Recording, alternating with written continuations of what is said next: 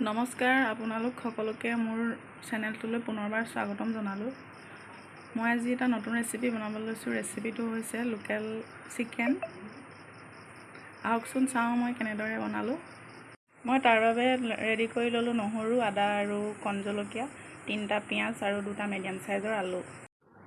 মই কেৰাহীখন গৰম কৰি ইয়াত তেল দি ৰাখিছিলোঁ। এতিয়া কাটি থোৱা পিঁয়াজখিনি মই ইয়াত তেলত দি দিছোঁ।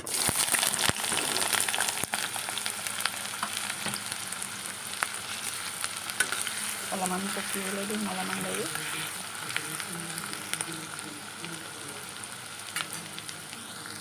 খুন্দি থোৱা আদা নহৰুখিনিও মই ইয়াতে দি দিছোঁ, এনেদৰে খুন্দি থৈছিলোঁ।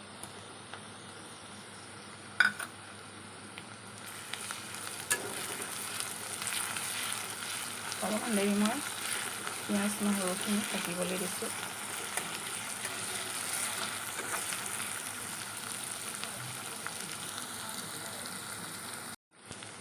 ইয়াত মই এতিয়া এড কৰিছোঁ আধা চামুচ হালধি পাউডাৰ আৰু আধা চামুচ ৰেড চিলি,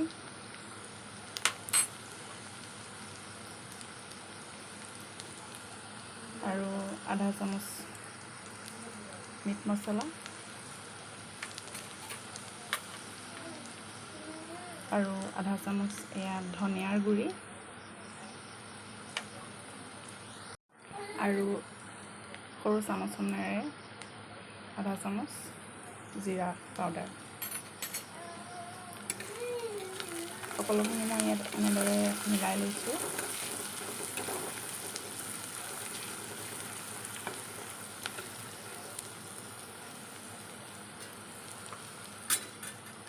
এতিয়া ইয়াত মই ৰাখি থোৱা মাংসখিনি ঢালি দিছোঁ।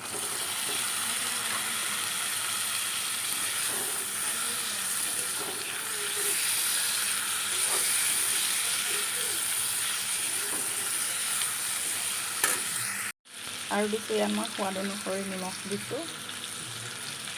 আপোনালোকে নিজৰ পৰিমাণে দিব। সেইখিনি মই অলপ দেৰি লৰাই দিছোঁ।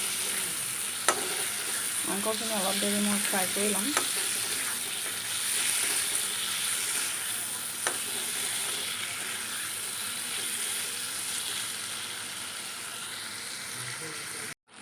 ইয়াত মই অকণমান জালুকৰ গুড়ি এড কৰিছোঁ। জলকীয়া দিছিলোঁ, সেইকাৰণে মই জালুক অকণমান কম দিছোঁ। আপোনালোকে জ্বলাটো নিজৰ অনুসৰি দি ল'ব।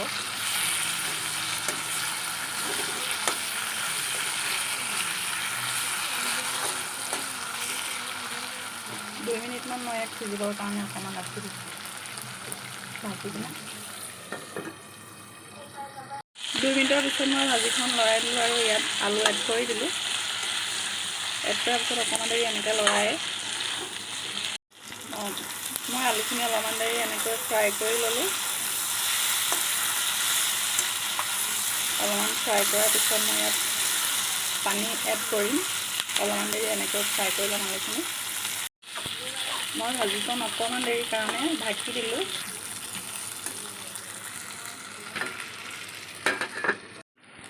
মই ইয়াত অকণমান পানী এড কৰি দিলোঁ।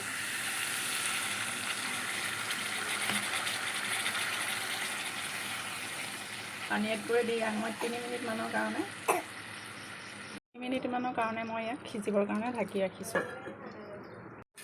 মাজতে মই এবাৰ লৰাই দিছোঁ ভাজিখন।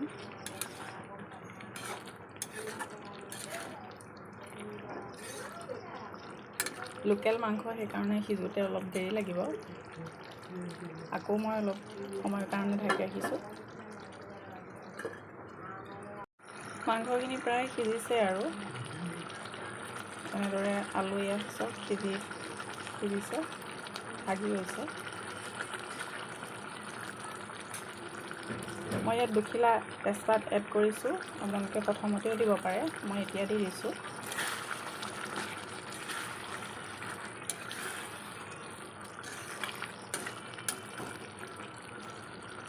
আৰু 5 মিনিট সময় মই অকণমান সিজিবৰ কাৰণে ঢাকি দিছোঁ।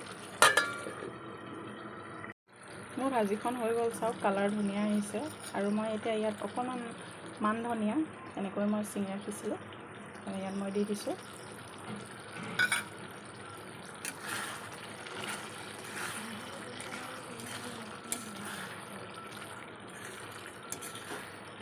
আপোনালোকেও এনেদৰে বনাই খাবচোন মই বনোৱা ধৰণে। যদি ভাল লাগে তেনেহ'লে প্লিজ মোৰ চেনেলটো ছাবস্ক্ৰাইব কৰিব, আৰু যিসকলে মোৰ চেনেলটো নতুনকৈ চাইছে তেওঁলোকে প্লিজ লাইক কৰিব, শ্বেয়াৰ কৰিব, আৰু মোৰ নতুন ৰেচিপিসমূহ পাবৰ কাৰণে কাষতে থকা বেল আইকনটো ক্লিক কৰি দিব, যাতে মোৰ নতুন নতুন ৰেচিপিসমূহ আপোনালোকে চাব পাৰে। আৰু মই ভাজিখন এতিয়া কাঢ়ি দিম। এয়া চাওক, চিকেন ৰেচিপি হৈ গ'ল, কালাৰটো ধুনীয়া হৈছে। আপোনালোকে এনেদৰে বনাই খাবচোন।